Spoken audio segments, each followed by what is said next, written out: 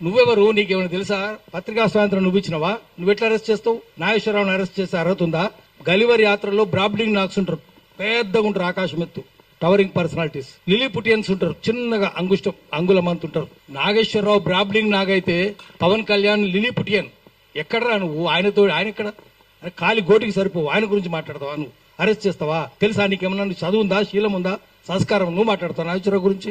శ్రీశ్రీ ఏం చెప్పిండు? మేమీ ప్రైవేట్ జీవితాలు మేమీ సొంతం, పబ్లిక్ గా ఉంటే ఏమైనా అంటాం, నువ్వు రాజకీయాలు ఉంటే అంటాం, నువ్వు సినిమాలు ఉంటే అనం. సినిమాలుంటే నువ్వు ఎంతమందిని 5 పెళ్లి చేసుకున్నావు? నీ భార్య కూడా విదేశస్త్రాలే కదా. నువ్వు ఆమెనేమో ఇటాలియన్ అంటావు, నువ్వేమో మళ్ళీ విదేశస్త్రాలనే చేసుకుంటావు. బీజేపీలు అదే కదా. మరి 5 పెళ్లి చేసుకుంటే సిగ్గు శరం ఉందా నీకు? నువ్వు మాట్లాడతావా సంస్కారం గురించి? ఇగో ఇప్పుడే మీతో నేను మాట్లాడుతూనే ఉన్నా కదా, మీ మీడియా ఛానల్ వాళ్ళు దీన్ని మరీ ముఖ్యంగా పెట్టానన్న, దయచేసి చెప్తాను, మీకు చేతిలో దండం పెడుతున్నా.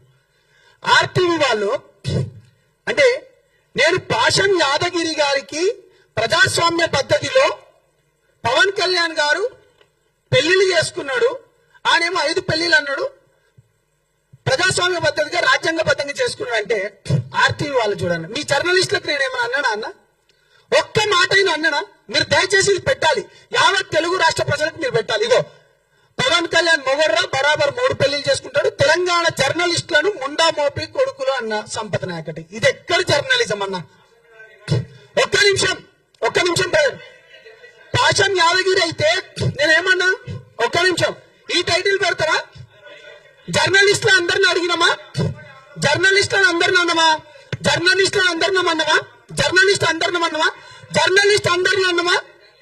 తప్పు తమ్ముడు, తప్పు. మీ అందరికి బాగా తెలుసు. మీరు, నేను మళ్ళీ చెప్తున్నా, మీతోని నేను చాలా పని చేసినోడిని.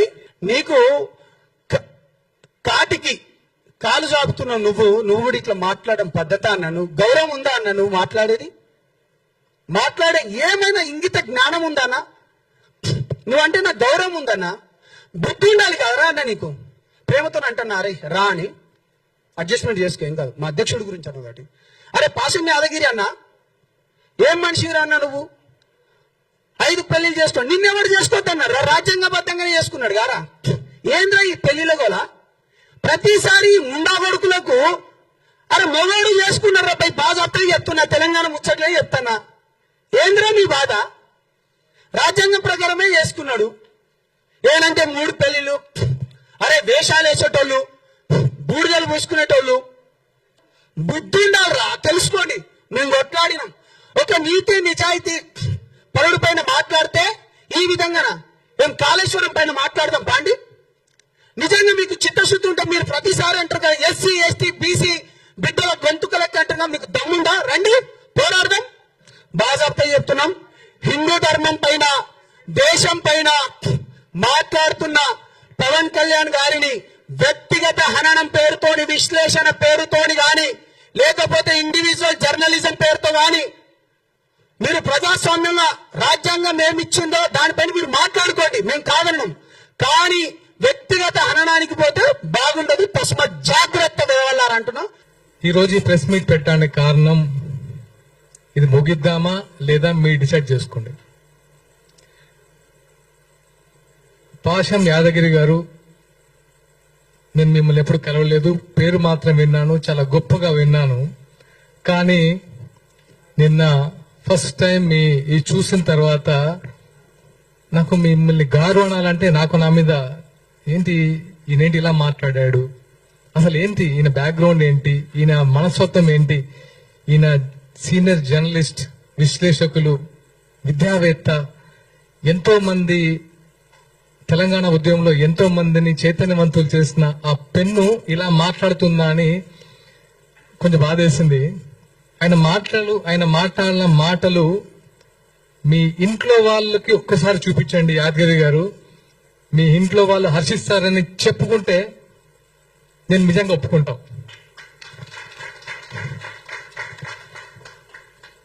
ఒక పర్సన్ పట్టుకొని మీరు ఎలాంటి మాట్లాడారో ఒకసారి మీరు మాట్లాడిన వీడియో మీరే చూసుకొని సిగ్గుపడండి. ఒక్కసారైనా సిగ్గుపడండి, ఎందుకంటే ఇంకోసారి తప్పు చేయకుండా ఉంటారు. నేను పవన్ కళ్యాణ్ గారిని అభిమానమో లేకపోతే నాయకుడిగా చెప్పట్లేదు, ఒక మనిషి గురించి మాట్లాడడానికి నోరా ఇంకేమన్నా?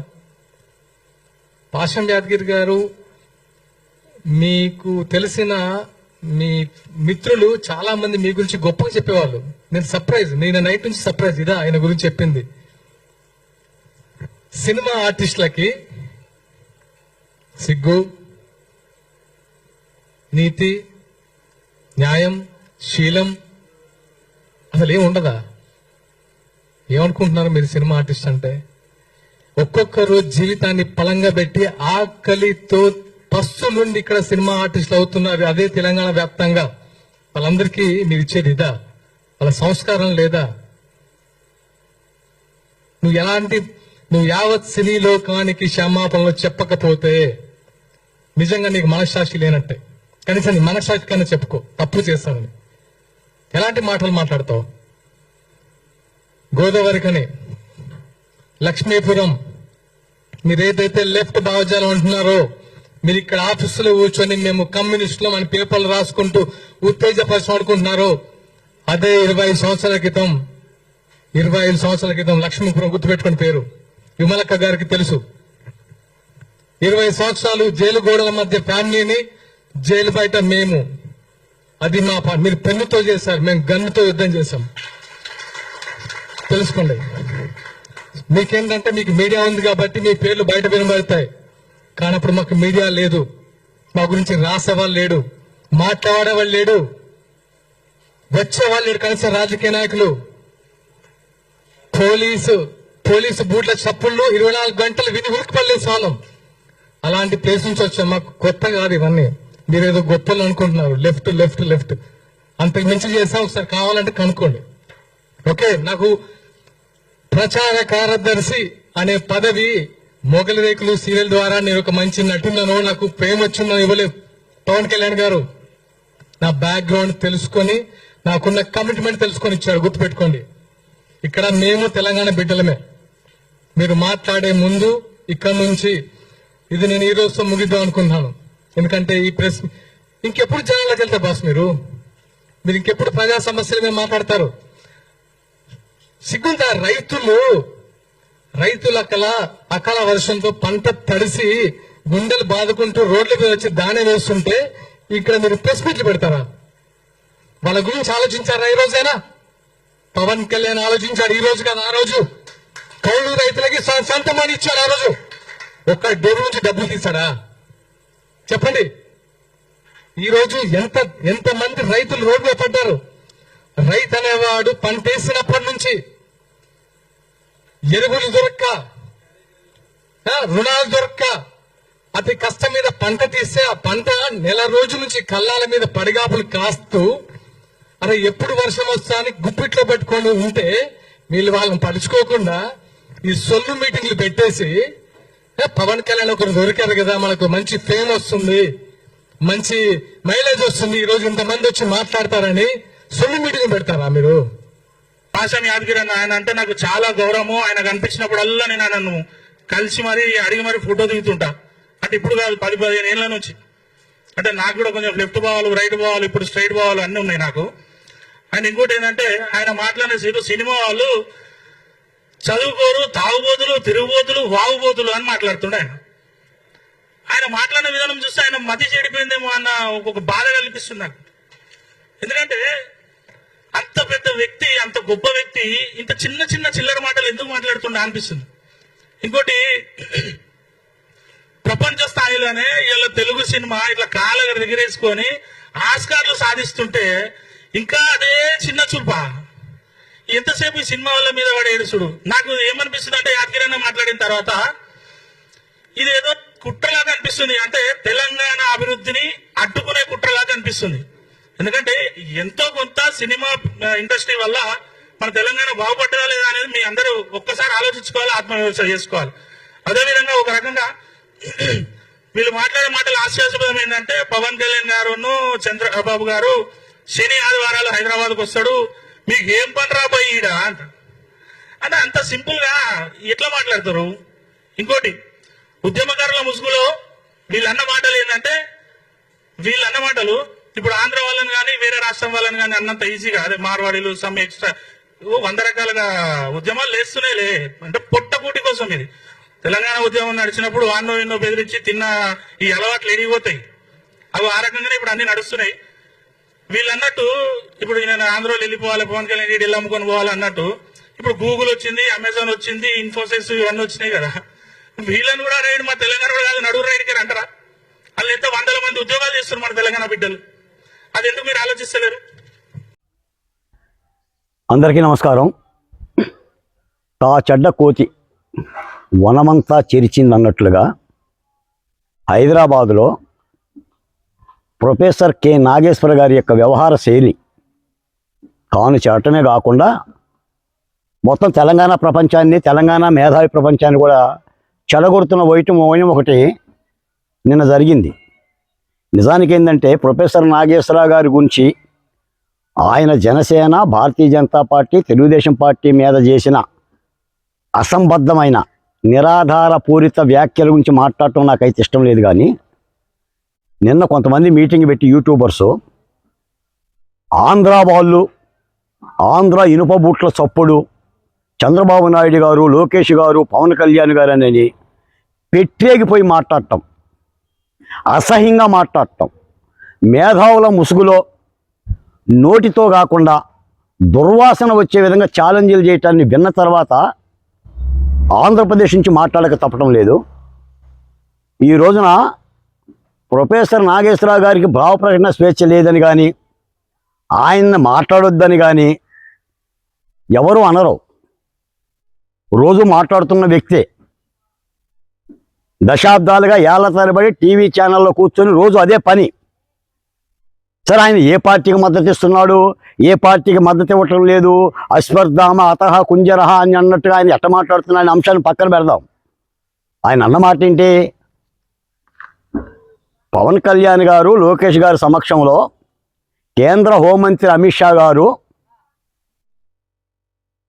జగన్మోహన్ రెడ్డి గారి గురించి చేసిన వ్యాఖ్యలు అనేవి వివాదాస్పదం అయినాయి. దానికి ఆధారాలు లేవు. అంటే జనసేనని, తెలుగుదేశం పార్టీని, భారతీయ జనతా పార్టీని తక్కువ చేసి ఆంధ్రప్రదేశ్లో వైఎస్ఆర్సీపీ పార్టీని, జగన్మోహన్ రెడ్డిని పొడవుగా చూపించే ప్రయత్నం చేశాడు. ఇక ఆయనంతా నిజాయితీ కలిగిన లాంగ్ లివ్ ఫ్రెండ్ లేడని అన్నట్టుగా చెప్పాడు. ఎవరు చెప్పారు ఆయనకి? ఏ ఆధారంతో మాట్లాడారు? ఇది పవన్ కళ్యాణ్ గారు అడిగారు. సాక్షాత్ కేంద్ర మంత్రిని నేను అగుబాటు చేశామని చెప్పారు. ఇది అంశం. దీని గురించి మాట్లాడకుండా ఆయన ప్రజల గురించి మాట్లాడుతున్నట్టుగా, ఆయన మేధావి అన్నట్టుగా, చంద్రబాబు నాయుడు గారు హైదరాబాద్లోనే ఉంటాడు, లోకేష్ గారు హైదరాబాద్లో ఉంటాడు, పవన్ కళ్యాణ్ గారు హైదరాబాద్ ఉంటాడు, మీరు ఎట్లుంటారో చూస్తాం, మిమ్మల్ని కట్టడి చేస్తాం, మీ ఇంటిని చుట్టుముట్టుదాం అంటే ఇదే పని. ఆందోళన తిట్టకుండా ముద్ద దిగదు. నాటి తెలంగాణ పోరాటంలో కూడా తెలంగాణ రాష్ట్ర ప్రజల హక్కుల గురించి, ప్రత్యేక తెలంగాణ గురించి మాట్లాడటం కంటే ఆంధ్రప్రదేశ్ పౌరులని 5.5 కోట్ల మంది ప్రజలను తిట్టే బతికారు ఈ పెట్టిన యూట్యూబర్స్ అందరూ కూడా. దీనికి మళ్ళీ మేధాలు మూసుకోవడం తగిలించుకుంటున్నారు. కాబట్టి ఈ వివాదానికి వెనక్కి తీసుకుంటున్నామన్న తర్వాత మళ్ళీ ప్రొఫెసర్ నాగేశ్వరరావు గారు మంది మార్బలాన్ని పోగు చేసుకొని వ్యాఖ్యానాలు చేయాల్సిన అవసరం లేదు. మీరు యుద్ధం ప్రారంభించారు, నేను యుద్ధం ముగిస్తాను. ఏ యుద్ధం ముగిస్తావు? ఎలా యుద్ధం ముగిస్తావు? ఈ రోజున మీకు ఏదన్నా చట్టపరమైన పోలీసులు ఏదైనా చర్య తీసుకుంటే మీరు న్యాయస్థానాన్ని ఆశ్రయించవచ్చు. మీ పరువు భంగం కలిగితే పరువు నష్టం కేసులు వేయొచ్చు. ఇది కదా భారత రాజ్యాంగం చెప్పింది. భావ ప్రకటన స్వేచ్ఛ ఆర్టికల్ 19 చెప్పినప్పుడు ఇవి చెప్పలేదా? ఇవి తెలియదా? అంటే మీరు మీటింగులు పెట్టేసేసి ఛాలెంజ్లు చేస్తే, తొడలు చూపిస్తే, పౌరుషాలు పలికితే, బూతులు మాట్లాడితే సరిపోతుందా నాగేశ్వర గారు? ఈ రోజున ఈ కూటమి ప్రభుత్వాన్ని కానీ, చంద్రబాబు నాయుడు గారు కానీ అలాంటి అరెస్ట్ చేసే ఉద్దేశమే కనుక ఉంటే ఆ పరిస్థితి వేరు. అలా ఆలోచిస్తుంది ప్రభుత్వం. నీ హైదరాబాద్ నుంచి రఘురామకృష్ణరాజు గారిని జగన్మోహన్ రెడ్డి గారు ఎత్తుకొచ్చాడు. మీరు మాట్లాడింది ఏమి లేదు. పైపెచ్చు ఈ వ్యవహారంతో ప్రొఫెసర్ కేఎస్ నాగేశ్వర గారి వ్యవహారంతో మఠాషు. ఏంటి మఠాషు? అమరావతిలో వేసులు ఉన్నారని మాట్లాడిన వాళ్ళందరూ మఠాస్ అయ్యారు. రాజధాని మీద నిప్పులు కక్కిన వాళ్ళందరూ కూడా మఠాస్ అయ్యారు. జగన్మోహన్ రెడ్డి గారే మఠాస్ అయ్యారు. మీరెంత? ఎవరి మీద ప్రగల్భాలు? ఏ ఆంధ్రప్రదేశ్లో మేధావులు లేరా? తప్పైతే ఖండించరా? మీరే మేధావులా? తెలంగాణలో మీరు కాకుండా ఇంకా మేధావులు లేరా? అక్కడ రాజకీయ పార్టీలు లేవా? అంటే రాజకీయంగా ఒక పార్టీకి మేలు చేకూర్చడానికి మీరు మేధావులు ముసుగేసుకొని ఇష్టానుసారంగా మాట్లాడితే ఇదే కదా చేసిందే తప్పు. వెనక్కి తీసుకున్నావు, ఇక ఆగిపో. మళ్ళీ వ్యాఖ్యానాలు దేనికి? కాబట్టి నాగేశ్వర గారు ఆలోచించాలి. నేను మేధావిని, నన్ను అందరూ గౌరవిస్తారు, అమెరికా నుంచి అమరావతి వరకు నేనే మాట్లాడతానన్న నువ్వు ఏం మాట్లాడుతున్నావో కూడా గ్రహించాలి. మిమ్మల్ని ఒక రాజకీయ వస్తువుగా వాడుకుంటున్నారు, ఒక రాజకీయ పనిముట్టుగా వాడుకుంటున్నారు. ఉన్మాదంతో మీ చేత మాట్లాడి మిమ్మల్ని అరెస్ట్ చేసేంతవరకు తెస్తారు వీళ్ళంతా. కాబట్టి ఎవరు మంచో ఎవరు చెడో గ్రహించాల్సిన అవసరం ఉందని ఈ సందర్భంగా తెలియజేస్తున్నాను.